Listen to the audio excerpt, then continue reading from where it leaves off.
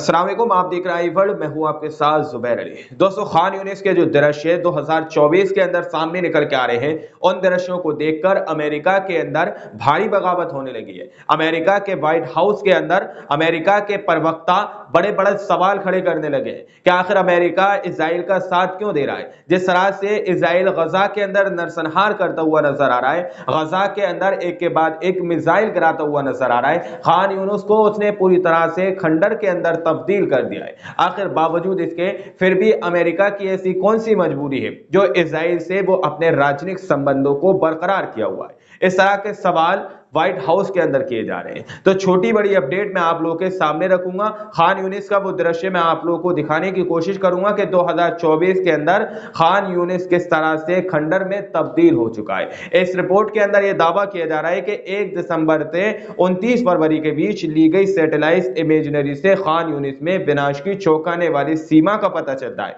क्योंकि इजरायली बलों ने शहर में सैकड़ों आवासीय ब्लॉकों को विस्फोट से उड़ा दिया है।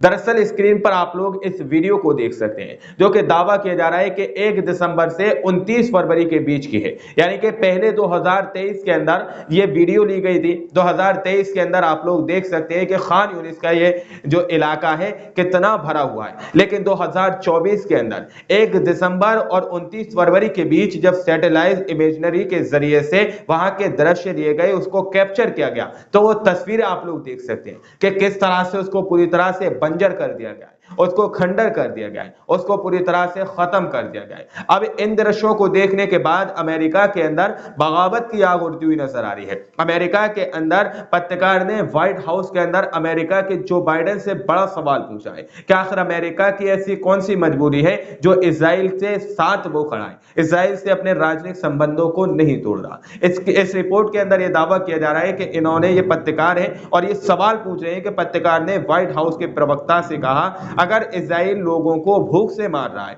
तो हम अब भी उसका समर्थन क्यों कर रहे हैं। यह सवाल दोस्तों वहां पर पूछा जा रहा है कि आखिर अमेरिका इजराइल के साथ क्यों खड़ा है। इजराइल गजा के अंदर नरसंहार कर रहा है, लोगों को भूखा और प्यासा तड़पा कर उन लोगों को मार रहा है, बावजूद इसके फिर भी अमेरिका इजराइल का समर्थन क्यों कर रहा है। तो इस तरह के सवाल व्हाइट हाउस के अंदर पूछे जा रहे हैं। वहीं दोस्तों, इजराइल की सेना अपनी कारगुजारी से मुंह मोड़ती हुई नजर आ रही है। अमेरिका की, इजराइल की सेना जो है वो अपने आप को बचाने की कोशिश में लगी हुई है। अभी हाल ही में जो नरसंहार गजा के अंदर किया गया, आटा नरसंहार, यानी कि पहले हवा के जरिए से वहां पर मानवीय सहायता गिराई गई, खाने पीने की चीजें गिराई गई। जैसे ही वो फिलिस्तीनी उस चीज को लेने के लिए गए तो वहां पर ताबड़तोड़ फायरिंग करना शुरू कर दिया गया, उनके ऊपर मिसाइलें दागना शुरू कर दिया गया, सर और सीनों पर उनके डायरेक्ट गोली मारी गई है। उसमें आशंका यह जताई जा रही है तकरीबन 123 फिलिस्तीनी अब तक शहीद हो चुके हैं। लेकिन आप लोग स्क्रीन पर इस रिपोर्ट को देखिए, जिस रिपोर्ट में दावा किया जा रहा है कि इजराइल की सेना जिस बात को लेकर झूठ बोल रही है कि हमने गोलीबारी नहीं की है, लेकिन बीबीसी की इस रिपोर्ट के अंदर यह खुलासा किया जा रहा है कि हम इस बात को साबित कर सकते हैं कि इजराइल के सैनिकों ने वहां पर गोलीबारी भी की है और बमबारी भी की है और टैंकों से फिलिस्तीनियों के शवों को भी कुचला है।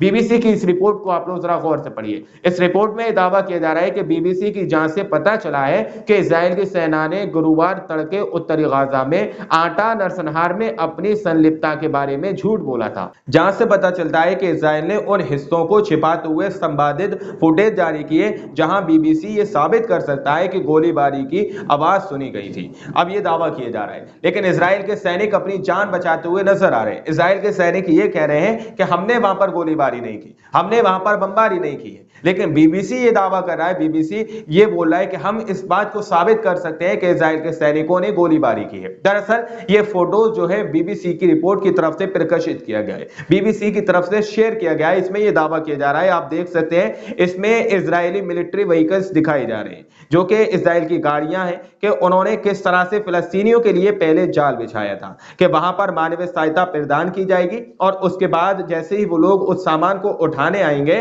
तो उन पर बमबारी शुरू कर दी जाएगी, उन पर ताबड़तोड़ फायरिंग शुरू कर दी जाएगी। तो ये तस्वीरें गजा के अंदर की निकल के आ रही हैं कि इसराइल के सैनिक जिस तरह से जंगल के अंदर शिकार किया जाता है जानवरों का, उसी तरह से इन फिलिस्तीनियों का ये जाल बिछाकर शिकार करते हुए नजर आ रहे हैं। उन फिलिस्तीनियों का जो निहत्थे हैं, बेकसूर हैं, जो अपनी मातृभूमि को बचाने के लिए दिन और रात अपने घर और मकानों को तोड़वाते हुए नजर आ रहे हैं, अपने बच्चों को शहीद करवाते हुए नजर आ रहे हैं। लेकिन सऊदी अरब की तरफ से बड़ी खबर जो निकल के आई है, वहां पर शराब की दुकानें खोली जा रही हैं। नेक्स्ट रिपोर्ट के अंदर मैं आप लोगों को सऊदी अरब की उस रिपोर्ट को दिखाऊंगा कि किस तरह से 70 सालों के अंदर पहली शराब की दुकान सऊदी अरब के अंदर खुली हुई है। इसलिए सऊदी अरब अभी शराबों की दुकानें खोलने में व्यस्त हैं, इसलिए अभी उनको फिलिस्तीन के ये सारे मनाजर नजर नहीं आ रहे हैं। खैर, ये रिपोर्ट जो आपके सामने रखी गई है, इस रिपोर्ट के बारे में आप लोग क्या सोचते हैं, अपनी राय कमेंट सेक्शन में हमें जरूर दीजिएगा। मिलते हैं अगली वीडियो में, जब तक के लिए अपना ख्याल रखिएगा।